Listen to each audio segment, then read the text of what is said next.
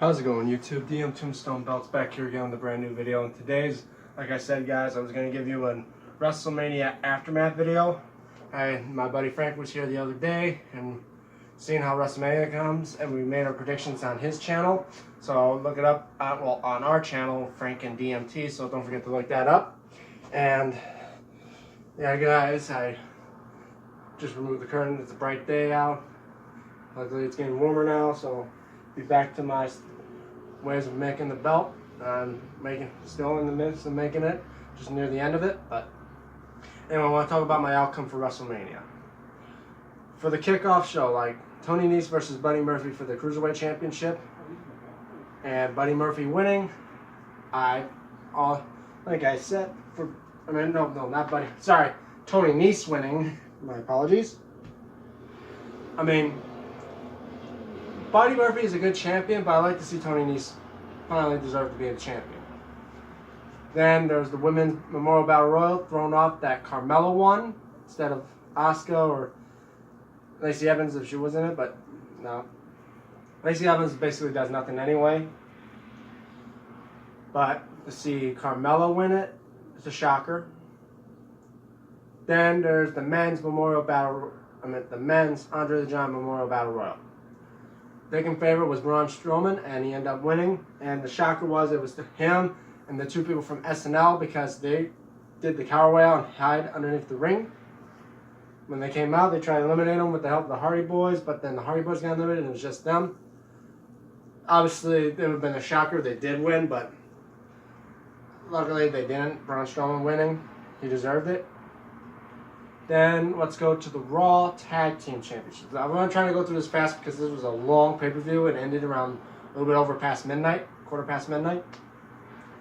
The Raw Tag Team Championships. Kurt Hawkins and Zack Ryder against the Revival. Kurt Hawkins being on a losing streak at 269 losses and 0 wins. And finally getting his big moment at WrestleMania, ending the streak by him and Zack Ryder becoming the new Raw Tag Team Championships. I mean, it's a shocker. I was hoping for it to happen, even though not a lot of people like Kurt Hawkins, like Grim from Grim's Toy Show. But to each their own, it was a good shocker moment. Then let's talk about the opening with Alexa Bliss saying hello to everyone, then calling up for the immortal Hulk Hogan. Big uprise to see Hulk Hogan back at WrestleMania. Then the opening match, I don't like how they did the opening match like this. The Universal Championship match. I would think that would be furthermore down the end of the show, but to each their own. Brock Lesnar versus Seth Rollins. Literally, the match didn't even start yet, and Seth Rollins was getting his ass kicked. Literally, Brock Lesnar being the cheap guy up, literally beating the hell out of him, F5ing him out of the ring, seeing him suplexes and that, and then when the match does start, he was about ready to F5 Seth Rollins again. Seth Rollins pushes Brock into the ref, where the ref gets thrown out of the ring. He can't see. Out of nowhere, a low blow, taking Brock down. And then 3 stomps. 1, 2, 3. He beats Brock Lesnar at WrestleMania. I was going to expect more than that, but to each their own. At least I'm glad to see Seth Rollins is now the Universal Champion. And with no rematch clause, Brock is out of the title hunt.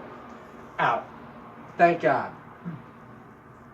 Then I might be going out of line, but let's say what was the next match? Yeah, I think it was SmackDown Tag Team match.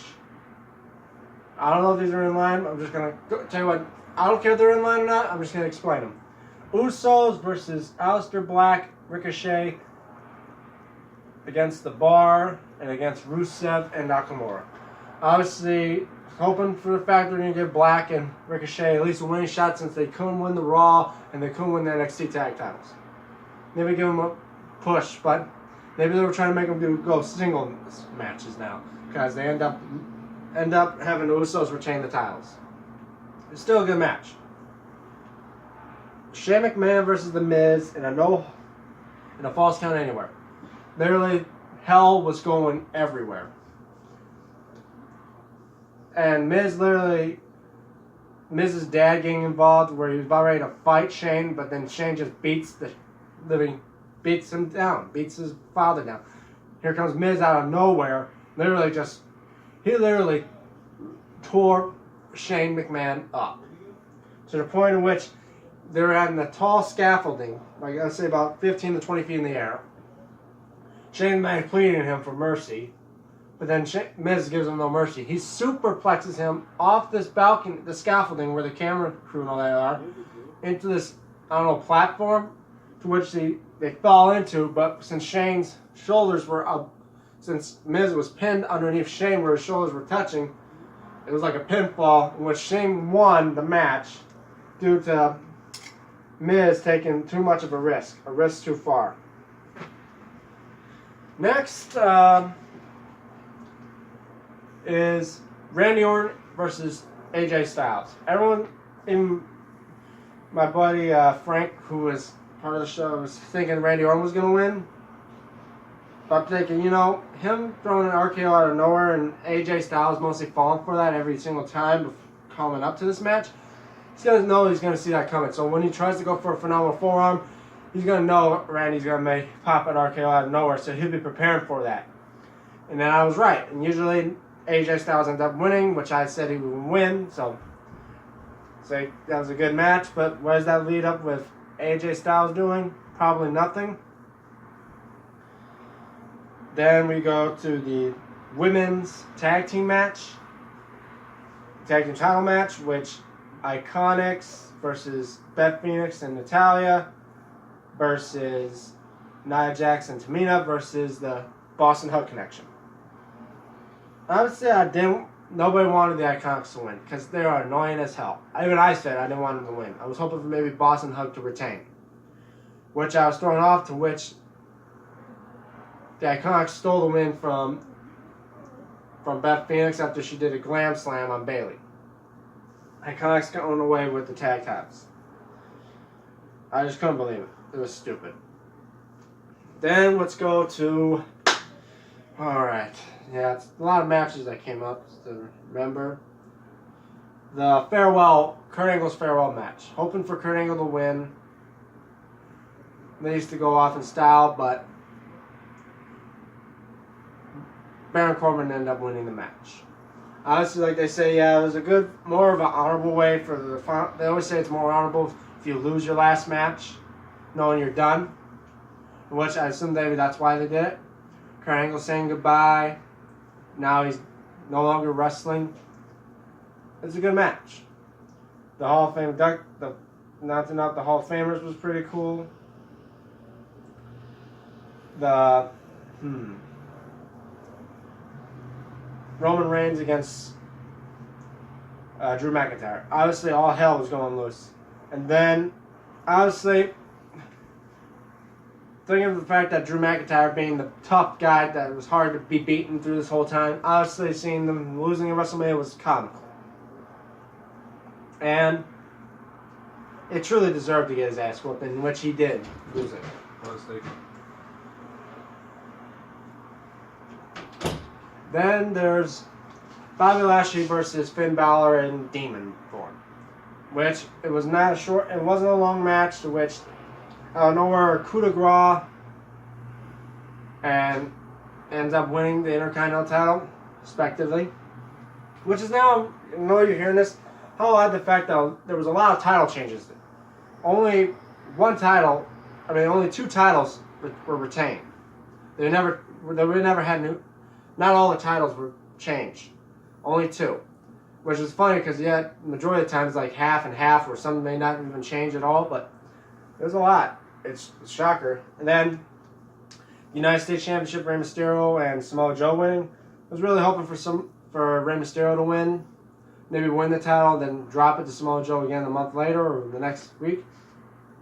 But Samoa Joe winning, obviously, shocker again. Then let's go to the... Triple H versus Batista in the No Holds Barred.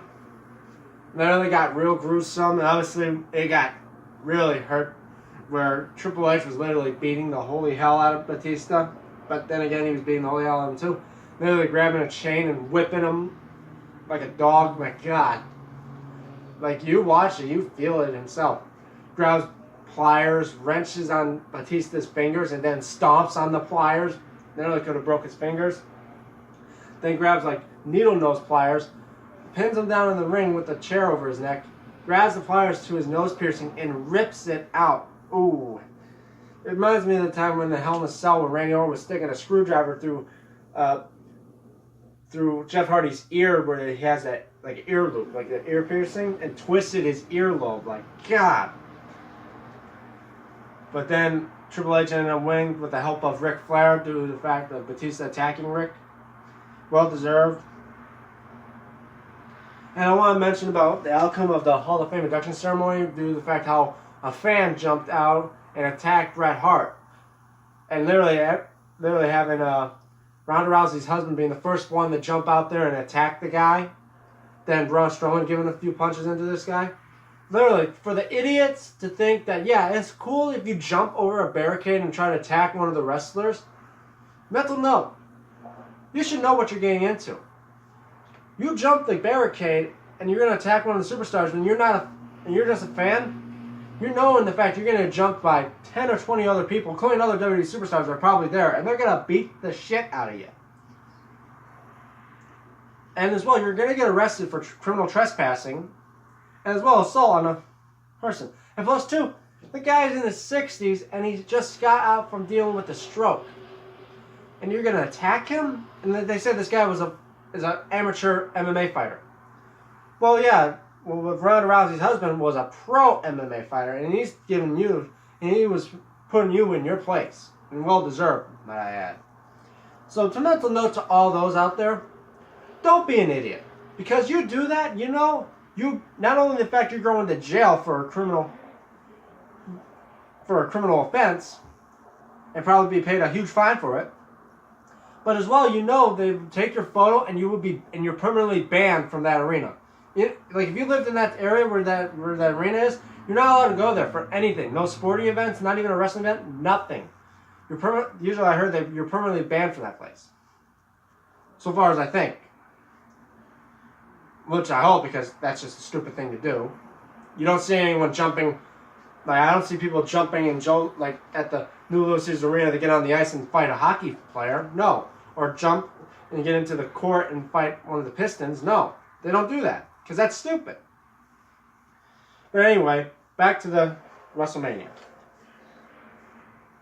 Now I come to the bigger two matches. If I missed any of them, I'm sorry.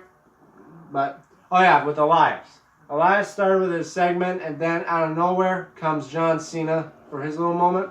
But it wasn't just John Cena, it's a blast from the past. 2004's John Cena, where he becomes the Doctor of Thugonomics. I mean, quite a shocker he came out like that. But, I mean, it's good to see John Cena at WrestleMania. Maybe he didn't be in a matchup and all, but to each their own.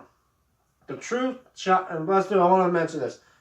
Maybe I should go through the matches before I talk about my true outcome of the match of WrestleMania. Then about knowing of the WWE Championship match. Kofi Kingston, the big underdog and the big babyface of the entire match, against the New Day O'Brien. Honestly, when they came out, I saw on the side where the announcers were, there was this table, and they had looked like a form of a title covered in a cloth. I mean, alright, giving a dead giveaway of what's going to happen. I mean, I already knew that Kofi Kingston was going to win, and they're going to probably present him with a new title. Hence, Kofi Kingston literally putting it all on the line. Nearly each time I was thinking, oh no, Kofi's got to win. The whole back of the people in the WWE were in the locker room were cheering for him. Then he hits a Trouble in Paradise, covers Daniel Bryan, 1, 2, 3, and I'm like, oh my god, he just did it. And Kofi Kingston becoming a Grand Slam champion, winning his first WWE championship. And then New Day was out there celebrating with him. And they go to the table. They remove that eco-friendly belt, throw it to the side, and they reveal the cloth. And it's the one WWE championship in which Dan Bryan threw in the trash with Kofi Kingston's side plates now on it.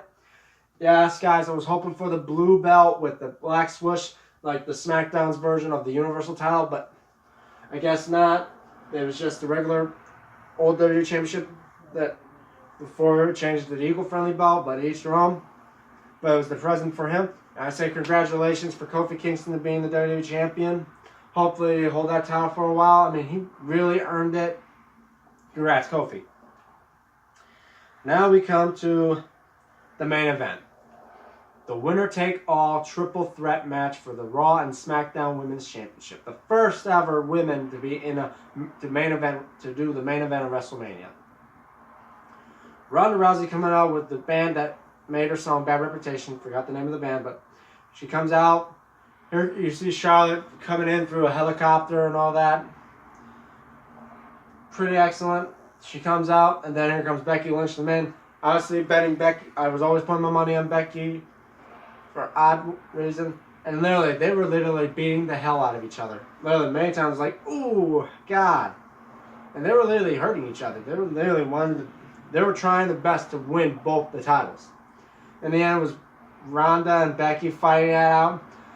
Then Ronda gets her up, about ready to go for Piper's Pit, which she landed, but then somehow Becky turned the tables on her, flipped her over, pinning her shoulders to the mat. 1, 2, 3, and Becky ends up winning the match, becoming the first ever, I like to say, undisputed women's champion, because she wins both Raw and SmackDown Women's Championships. Now, seeing how Raw is going to be tonight, for seeing the outcomes of the winners. I mean, it's excellent WrestleMania. The only problem was no Undertaker. At least the fact of knowing the Undertaker was not involved in WrestleMania, the only reason why we see why, maybe because he's done. But the thing is, to have something about him, like this. For this year, I was thinking you should have just put him in the Hall of Fame if he was done. At least, because at least want to put something out there for him to do. If he ain't in the Hall of Fame yet. Because once he's in the Hall of Fame, obviously that'll be it for him. There'll be nothing else for him to do. But the fact is, the first WrestleMania that had nothing to do with Undertaker, no appearance at all, it kind of sucks. I mean, yeah, he missed 2 WrestleManias before, but that was because he was out on an injury and all that, but he was there. They said he was there. Didn't do anything, but maybe there's hope. And seeing the trailers for WrestleMania 36 to come out in Tampa Bay, obviously a whole pirate theme. Heck, when they were announcing it, it seemed like they were about to do it sounded like they were doing a Pirates of the Caribbean theme, which is funny. I'm about to say, it's WrestleMania, the Pirates of WrestleMania. Right? It was like Walt Disney's Pirates of the WrestleMania. But anyway, that was I'd say it's an okay WrestleMania. I mean, because I was a huge Undertaker fan, I was hoping to see Undertaker, but no, it's still pretty good. Still shockers and I say my outcomes of seeing how people are going to win WrestleMania, I'm mostly, I would say about 70 to 80% accurate to the matches. But I said, yeah, it was a good WrestleMania. Hoping for better, but at least they did good. But anyway, guys, that is it for me. So I hope you guys enjoy this video for filling in the time. Obviously, the next video won't be me reviewing my custom-made, homemade WWF Intercontinental belt, because I'm going to obviously send that out to Mud Nations. Mud Nations will send his belt to me, and I'm going to review it here on YouTube. He'll review my belt on his YouTube channel. And then we're going to go to Facebook and all that, vote, see who's got the better belt. But anyway, guys, that is it for me. Don't forget to like this video. Don't forget to share. Don't forget to subscribe. Leave a comment below. Follow me on Twitter at DMTombstone96. I'm DM Tombstone Belts. And I'll see you guys in the next video.